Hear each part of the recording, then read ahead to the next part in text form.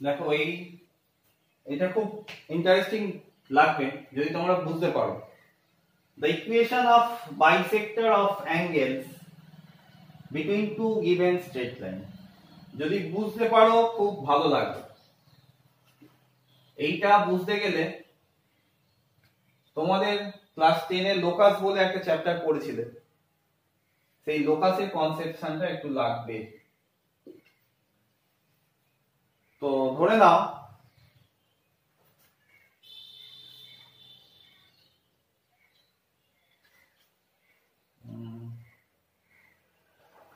এটা একটা straight line, two given straight line আছে, তাহলে এটা একটা স্ট্রেট লাইন, এটা একটা স্ট্রেট লাইন, এটা L1 আর এটা L2।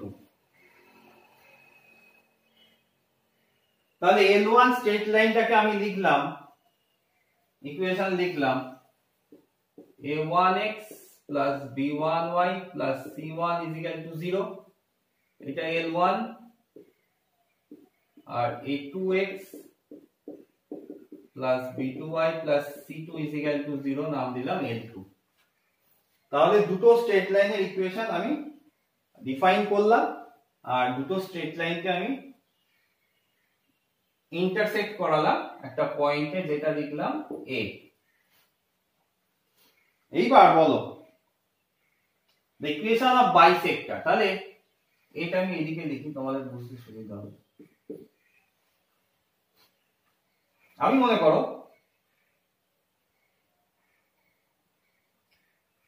অ্যাঙ্গেল বাইসেক্টর আঁকছি, তো অ্যাঙ্গেল বাইসেক্টর কিভাবে আমরা পাই, অ্যাঙ্গেল বাইসেক্টর আমরা কিভাবে পাই? আমি যদি লোকাসের ডেফিনেশন দিয়ে বলি যে অ্যাঙ্গেল বাইসেক্টরটা আমি কিভাবে পাবো, যে এমন একটা পয়েন্ট পাবো, এমন একটা মুভিং পয়েন্ট পাবো যেখান থেকে এই দুটো L1 আর L2 এর উপর পারপেন্ডিকুলার ডিসটেন্সটা সব সময় ইকুয়াল হবে, তাই তো? তাহলে এই মুভিং পয়েন্টের লোকাসটাই হয়ে যাবে একটা বাইসেক্টর। তাহলে ধরো মুভিং পয়েন্ট এখানে থাকতে পারে, তাহলে এখান থেকে এর পারপেন্ডিকুলার ডিসটেন্স সেম, এখান থেকে এর পারপেন্ডিকুলার ডিসটেন্স সেম, তাই তো? অ্যাঙ্গেল বাইসেক্টর যখন আমরা এঁকেছিলাম পারপেন্ডিকুলার লোকাসের চ্যাপ্টারটা যখন পড়েছিলাম, দিস মুভিং পয়েন্ট, এটা যদি মুভিং পয়েন্ট হয় একটা আরবিট্রারি মুভিং পয়েন্ট, যে কোনো জায়গায় হতে পারে, এখান থেকে এই দুটো লাইনের উপর পারপেন্ডিকুলার ডিসটেন্সটা আমরা কি বলতে পারি, সব সময় ইকুয়াল হবে। কি বুঝতে পেরেছো? তো সেটাকেই আমরা কাজে লাগাবো। দেখো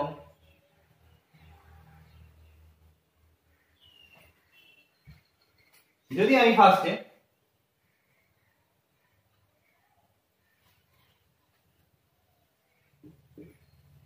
এই বাইসেক্টরটা আঁকি, অরিজিন হচ্ছে এটা,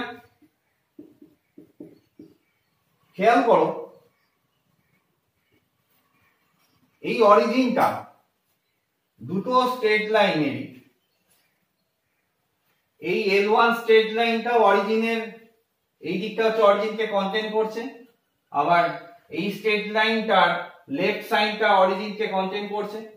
তাহলে এই ইন্টারনাল বাইসেক্টরটা কোন দিকে আছে, এই ইন্টারনাল বাইসেক্টরটা আছে এই L1 আর L2, এই দুটো straight line, both straight line অরিজিনকে কন্টেইন করছে, সেই দিকে আছে। কি বোঝা গেল না? বুঝতে পারলাম? বুঝতে পারোনি তোমরা? ধরো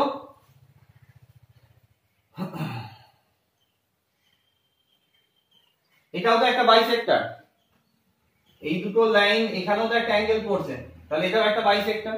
তাহলে তোমার যদি মনে হয় আপনি কি বললেন ছাতার মাথা, বুঝতেই পারছি না কিছু, ধরো এই জায়গাটায় একটা পয়েন্ট রয়েছে আর আমি এখানে পয়েন্ট ডিফাইন করেছিলাম, তাহলে এই অরিজিন এধার ওধার থাকবে, মানে আমাদের মাথায় ঢুকলো না। ঠিক আছে, চাপ নেই, আমি আছি তো।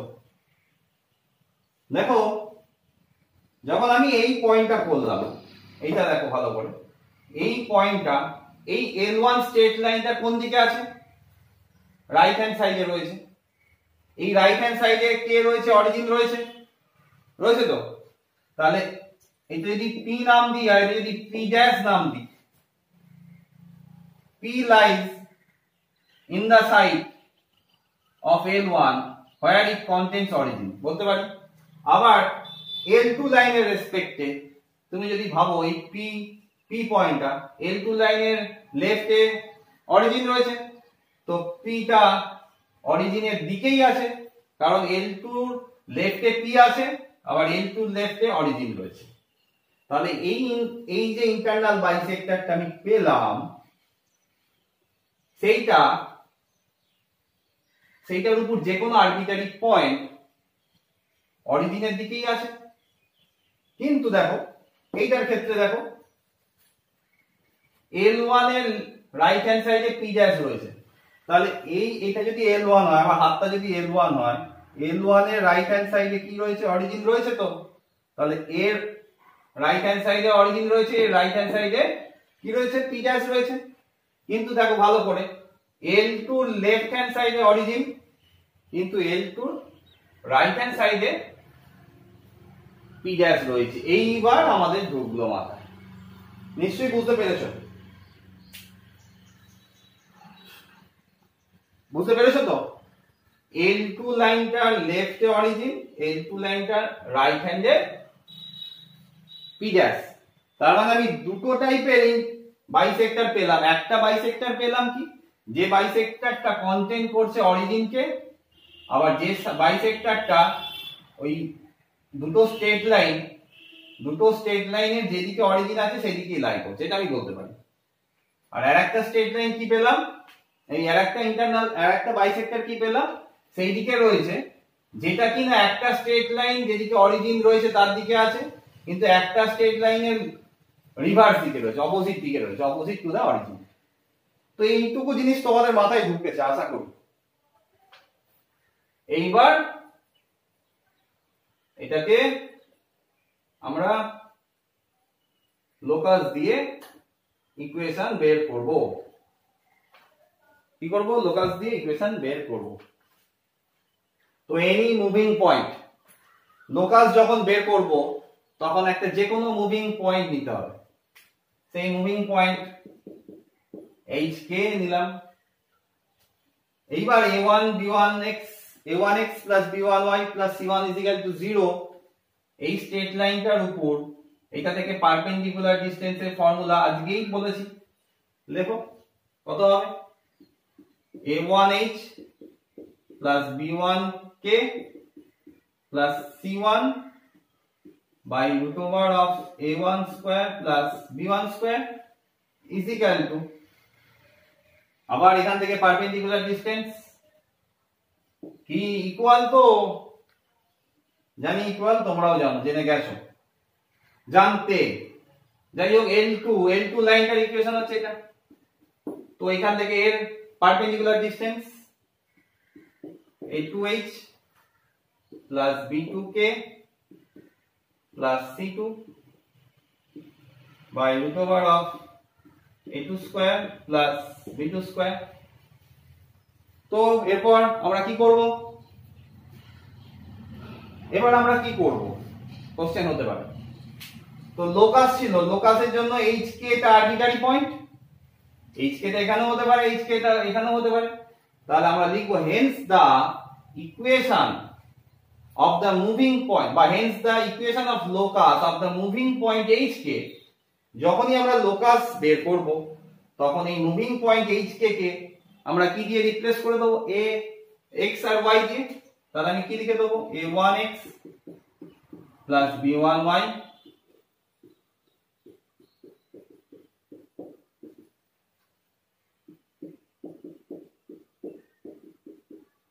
by root over of a2 square plus b2 square। ভিডিওগুলো একটু লেন্থি হবে বাবা, কিন্তু তোমাদের বুঝতে গেলে একটু পুরো প্রসেসটা বোঝাতে হবে। তো পার্টিকুলার একটা দুটো অঙ্ক করে দেবো, হয়ে যাবে, তোমরা দেখে নেবে, এরকম করে হয় না। যেভাবে পড়াচ্ছি তোমাদের বাড়িতে হিসেব মতো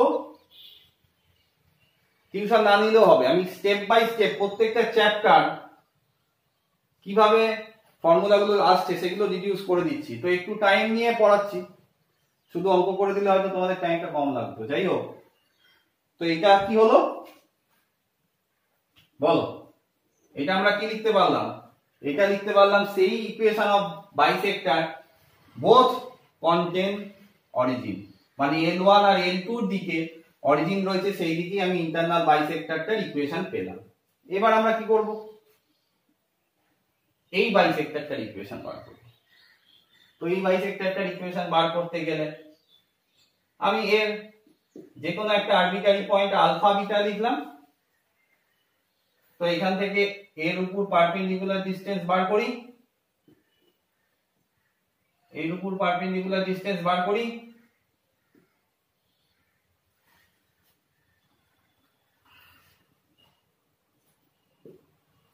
তাহলে কি হবে?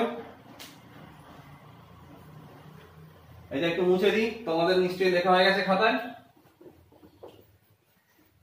খাতা পেন নিয়ে বসো, খাতা পেন নিয়ে বসে ভিডিও দেখো আর লেখো, বোঝো। এই বোঝার পর সঙ্গে সঙ্গে বই নিয়ে অঙ্ক করো। অঙ্ককে আর ভয় পেলে হবে না, থিওরি বুঝতে হবে, তাহলেই অঙ্ক হয়ে যাবে। দেখো এইবার এই L1 থেকে এর ডিসটেন্সটা বলো, কি লিখতে পারি? Perpendicular distance A1 alpha plus B1 beta plus C1 by root over of A1 square plus B1 square, এটা আমরা লিখতে পারি।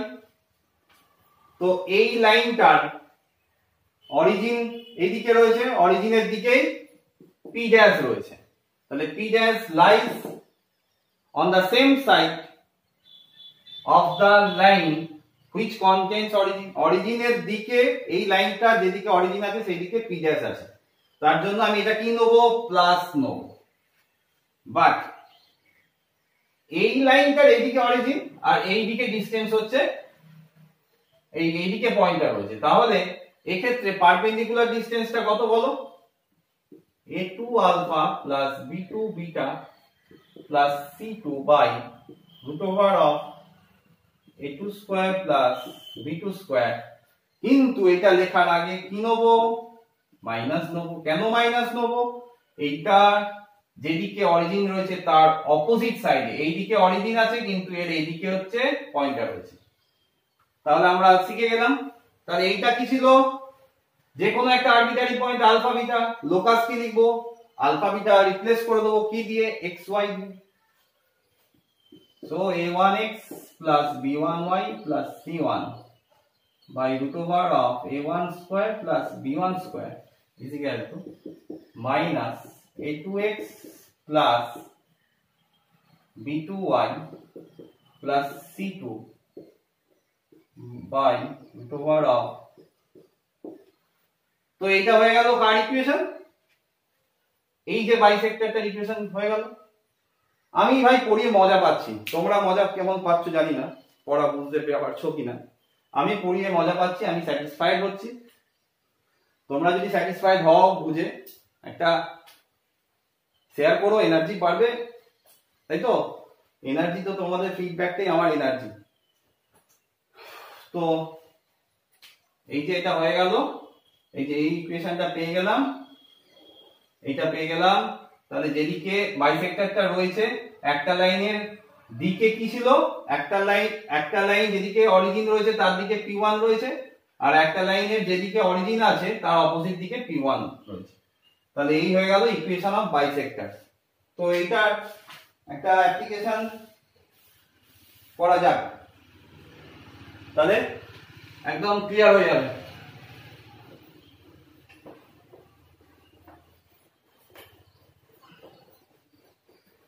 এইভাবে স্ট্রেট লাইনের আর আমার দুটো ক্লাস লাগবে, দুটো থেকে তিনটে। সব থিওরি বোঝানো হয়ে যাবে, অঙ্ক অ্যাপ্লিকেশনও করানো হয়ে যাবে। এসএনদে আর ডি শর্মা তোমরা করবে বাড়িতে, যেগুলো প্রবলেম হবে।